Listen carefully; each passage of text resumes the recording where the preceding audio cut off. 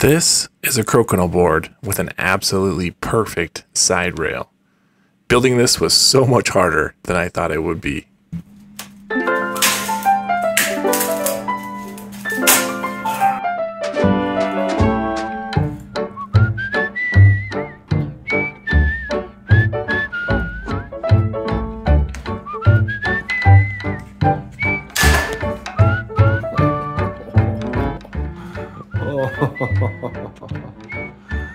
Oh my goodness.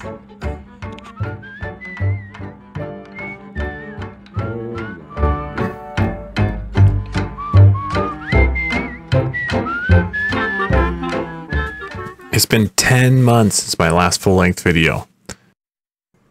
The original idea was to make high-quality Crokinole boards that I could sell on Etsy, but I had no idea what I had just got myself into.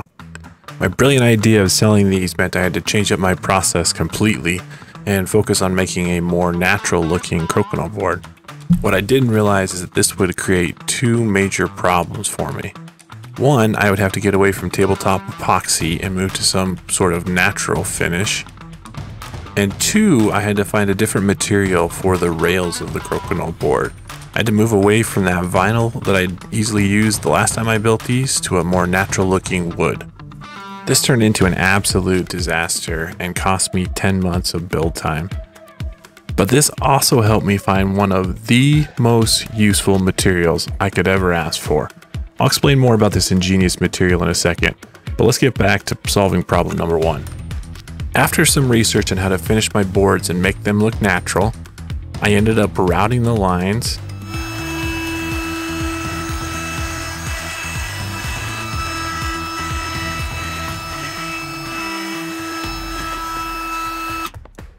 then using a stain to darken the wood,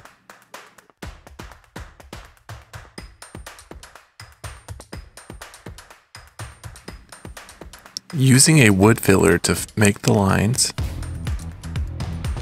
then staining a second time after the wood filler's been used,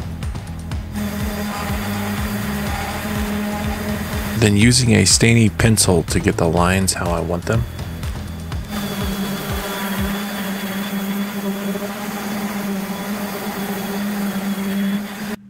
one problem down, but now to the problem that nearly broke me and seemed impossible. The last problem I had to solve, and by far the toughest problem, was how to make the rails without using vinyl like I had done before. You see, the old vinyl design was great and flexible, but just didn't fit the natural wood look for a Crokinole board. First I tried steam bending, or water boiling bending, or whatever you want to call this. I found a great YouTube video of someone else who tackled this problem, linked in the description below, and I used the exact same technique as them. The problem that I had with this was that the wood I was using for this wasn't perfect. I was getting snapback, I was getting cracking each time I did the steam bending. What if I tried steam bending plywood? Would that work? No, absolutely not. Check this out for when I tried to steam bend this 1/4 inch plywood. See how the glue came apart in sections? And there's these little breaks where it looks like the plywood manufacturing process glued different sections of sheets together. It was at this point that I felt stuck, unsure of where I was going to go from here. Until I stumbled across a video here on YouTube about bending plywood. This was exactly what I needed. The next problem was just finding some of this stuff. I looked in a lot of the big box stores. I looked online. It appeared to me from the online stores that they just didn't sell this stuff here in Colorado. I did something I have never done before, and I went to an actual lumber yard aimed at woodworkers. I had called ahead. I was looking for bending plywood, but the gentleman I spoke to on the phone didn't quite understand what I was asking for. So I'm not even sure why I actually went without confirming it was there.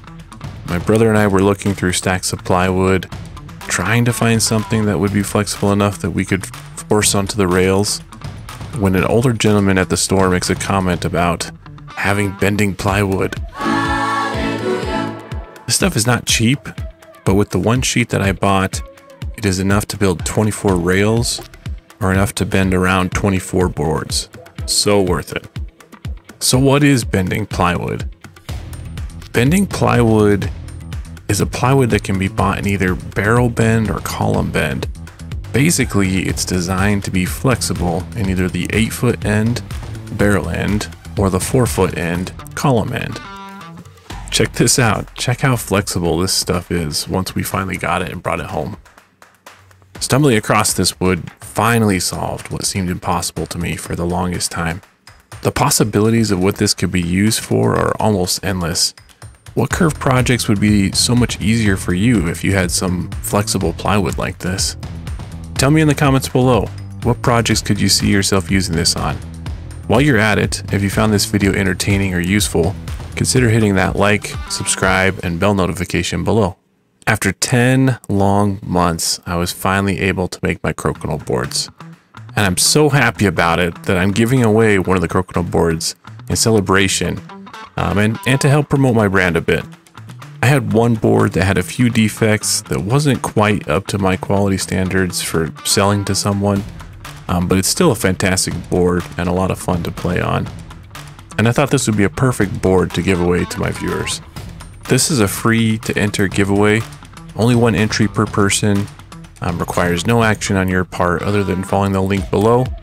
Full contest rules listed in the description below.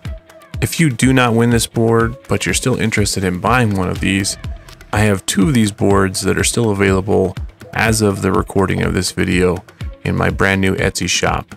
Link to that shop is also listed below.